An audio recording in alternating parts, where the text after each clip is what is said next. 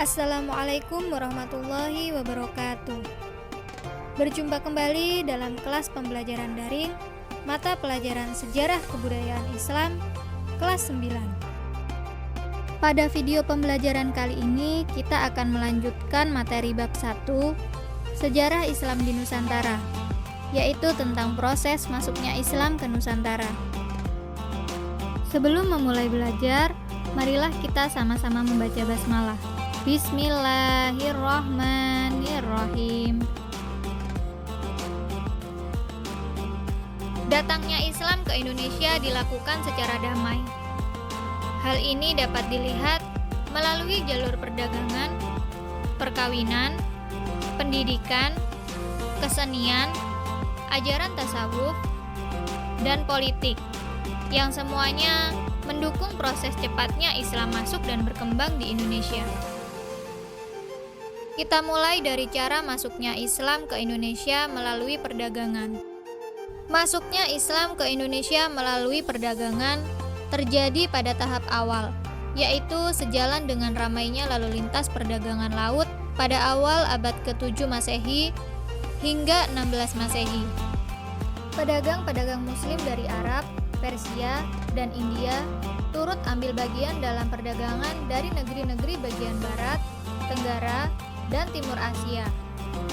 Penyebaran Islam melalui perdagangan ini sangat menguntungkan, karena para raja dan bangsawan turut terlibat dalam kegiatan perdagangan. Kaum pedagang memegang peranan sangat penting dalam penyebaran agama dan kebudayaan Islam di Indonesia. Letak Indonesia yang strategis menyebabkan munculnya tempat perdagangan yang membantu mempercepat penyebaran tersebut. Pada waktu itu, pedagang Muslim yang berdagang ke Indonesia semakin banyak, sehingga membentuk pemukiman yang disebut pekojan. Nah, dari tempat inilah mereka berinteraksi dan berasimilasi dengan masyarakat asli sambil menyebarkan agama Islam. Masuknya Islam ke Indonesia dilakukan melalui dua jalur, yaitu jalur utara dan jalur selatan. Cara masuknya Islam ke Indonesia yang kedua yaitu melalui perkawinan. Para pedagang Muslim yang datang ke Indonesia banyak yang menikah dengan wanita pribumi. Sebelum pernikahan berlangsung, mereka meminta agar gadis-gadis Nusantara itu mengucapkan dua kalimat syahadat sebagai tanda menerima Islam sebagai agamanya.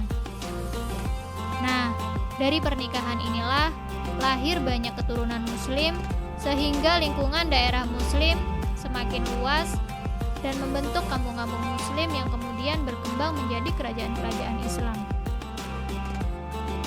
Cara masuknya Islam ke Indonesia yang ketiga yaitu melalui pendidikan.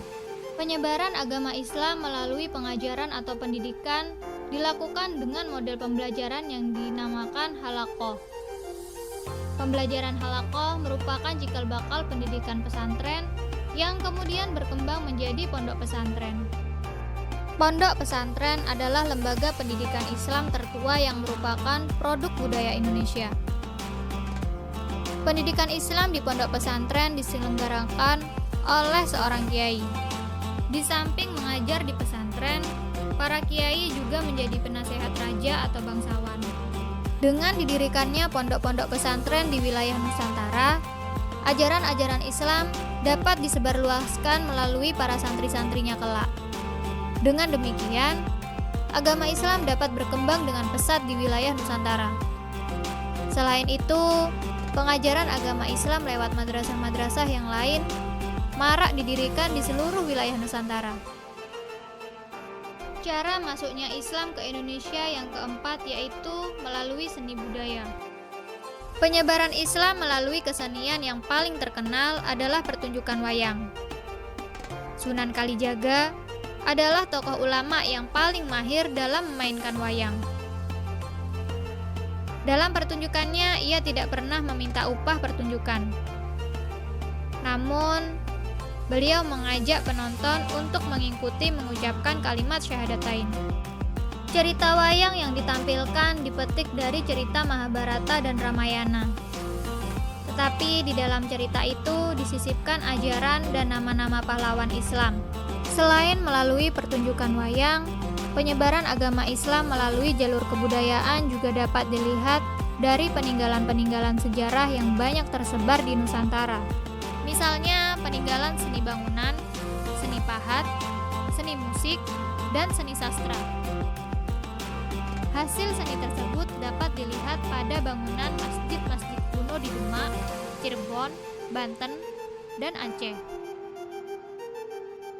Cara masuknya Islam ke Indonesia yang kelima yaitu melalui tasawuf. Penyebaran Islam di Nusantara yang tidak kalah pentingnya adalah melalui tasawuf. Tasawuf adalah ajaran atau cara untuk mendekatkan diri kepada Tuhan dan memudahkan dalam mengerti dan menerima ajaran Islam.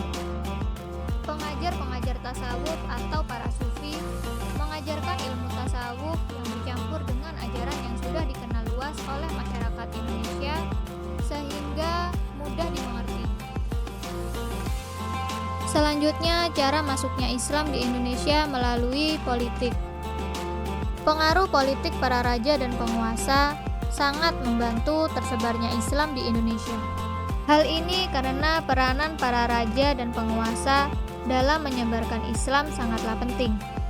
Seperti ketika para penguasa mulai memeluk agama Islam dan meninggalkan agama lama, maka secara berbondong-bondong segenap punggawa serta rakyatnya ikut memeluk agama Islam. Alhamdulillah, sekian dulu pemaparan materi dari Ustazah. Semoga apa yang Ustazah sampaikan dapat dipahami dengan mudah.